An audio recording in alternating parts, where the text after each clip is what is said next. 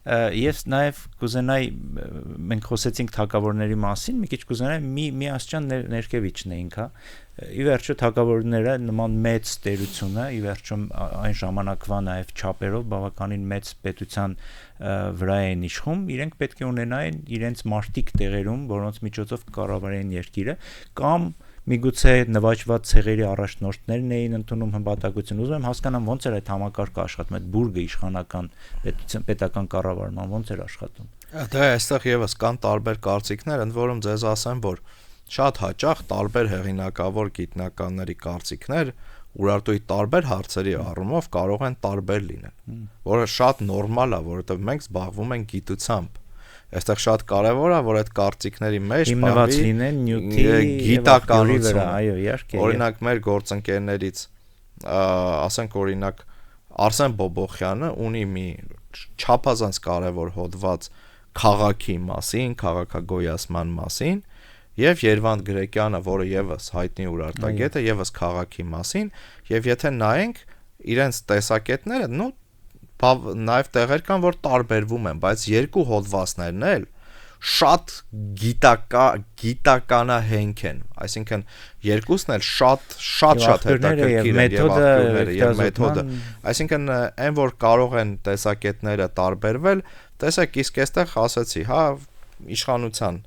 բուրգում կանգնած արքան, որը խալդի տեղապահն է, հա, պարզապետ արքան նաև գլխավորապես նաև քրմապետն է եղել, եղել են երկրներ, որոնք շարունակել են պահպանել որոշակի իրենց ինքնուրույնությունը, բայց հարկ են տվել, ասենք օրինակ Դիաուխին, հա, մեր տայգ այսօրվա Էրզրումի տարածաշրջանը, հա, ըստ երևույթին բազմիցս մենք հիշատակում ենք Դիաուխի արքայի մասին եւ այլն, որը հարկ տվեց, այսինքն ինքը կարող որոշակիորեն պահպանի հա որոշակի անկախություն, բայց լինի ուրարտական արքայի վասալը։ Հա դա կարող է այլ տեղերում եւս լինի, չգիտեմ, Մելիդում, Սևանի ավազանում եւ այլն եւ այլն։ Կա երկրներ, այնտեղ նաեւ շատ հետաքրքիր բանաձև կա եւ այս երկիրը կամ այս երկրները միացրեցի իմ երկրին։ Ընդ որում միացնելու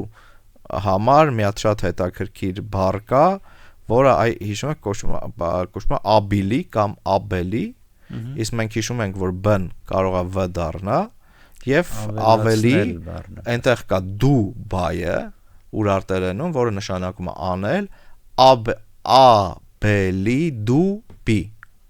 միացրեցի կամ ավելացրեցի իմ երկրին։ Էլի շատ հետաքրքիր բառ է, պատկերացնում եք, այսինքն նաեւ այդ սեպագրերը հուշում են, որ այդ պահին դրանք միացնում են իրենց երկրին, բայց երկրներ կան, նույն Էրիախին, պատկերացրեք, բազմաթիվ արշավանքներ են եղել դեպի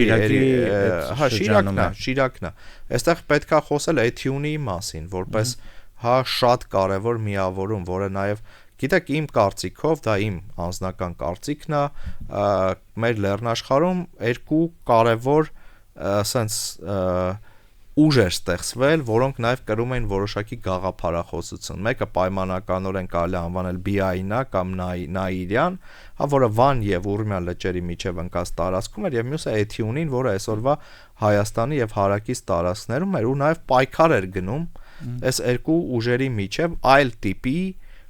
պետություն ստեղծելու համար։ Եվ տեսեք, եթե օրինակ մենք նայենք երկաթի դարում, վաղ երկաթի դարում Վանա լճի հուշարձանները, Վանա լճի ավազանի եւ Արարատյան դաշտի հուշարձանը, հնագիտական նյութը գրեթե նույնն է, տարբերություն չկա։ Այսինքն մշակութային առումով մենք միատար ենք այս առումով։ Բայց մեկ էլ այս գոտին սկսում է շատ կոնտակտների մեջ մտնել Միջագետքի, Հյուսիսային Սիրիայի հետ եւ սկսում է նաեւ փոխառնել այդ արժեքները։ Հիշենք նաեւ օրինակ, որ կան, որ նույն ասենք արքայազներ Նայիրից պատանդ էին պահվում Ասորեստանում եւ եթե այդ արքայազնը վերադառնա, պատկերացեք նա կրելու այդ արժեքները, այստեղ կարեւոր էր այս երկու աշխարհների նաեւ իրար հակադրումը, հա, բայց նաեւ ասեմ, որ այս Ուրարտուի եւ Էթյունիի հակադրումը նաեւ բերեց որոշակի միավորման։ Եվ ըստ երևույթին արդեն Քրիստոսից առաջ 8-րդ դարի վերջերից 7-րդ դարում մենք նկատում ենք այդ նաև որոշակի սինկրետացումը, հատկապես դա լավ երևում է տարբեր հնագիտական հուշարձաններում։ ըստ երևույթի նաև աստվածներով են փոխանակվել, ճիշտ եմ հասկանում։ Այսինքն նվաճված երկրների աստվածները պանթեոնի մեջ ներգրավում էին։ Դե մհերի դրան որոշական արձանագրությունում իհարկե կային օրինակ տարբեր իհարկե պետքա լինեին նվաճված երկրների եւ նաեւ հետաքրքիր է նաեւ հենց օրինակ լեռները, ասենք տարբեր տեղերի, ասենք լեռան անունով, նույն լեռան անունով աստված կա։ Այս շատ կարեւոր է, բայց ասենք օրինակ Էթիունիում, ասենք մեզ հայտնի արքան, որ հիշատակվում է, անունը Դիուցինի, որը հայերեն աստվածածին, հա, հունարեն Դիոգենես բառն է, տեսեք ինչ հետաքրքիր է։ Եվ ես պետք է ասեմ, որ մենք շատ բաներ կա նոր ենք սկսում։ Երբ որ ես ինքս դեռ ավելի երիտասարդ էի եւ տեխնացուականս պաշտպանել է, ինձ թվում էր թե ես Ուրարտուի մասին ամեն ինչ գիտեմ, հետո որ մի քիչ մեծացանք, ես օրինակ հիմա շատ լավ գիտակցում եմ, որ մենք շատ քիչ բան գիտենք Ուրարտուի մասին։ Եվ այն Ուրարտուն, որ մենք գիտենք, ինքը շատ փոխվելու է, նոր տեղեկություններ են լինելու, նոր օրինակ պատկերացրեք, ձեզ ասեմ, երբ որ գտնվեց Անձավի Վահանը, իր պատկերագրությամբ, որտեղ աստվածների շարքն է, որտեղ մարդ է, հա, ինքը շատ ռադիկալ փոխեց մեր պատկերացումները Ուրարտուի դիցարանի եւ Խալդի Աստծո մասին։ Այսինքն այս մի գտածոն ինքը լիքը բան փոխեց Ուրարտուի կրոնի վերաբերյալ եւ պատկերագրության վերաբերյալ մեր պատկերացումներում։ Իսկ դուք պատկերացրեք ինչքան նաեւ նման նյութ կա, որ դեռ չի հայտնաբերվել եւ դեռ սպասում է մեզ տա Աստված, որ մենք այո,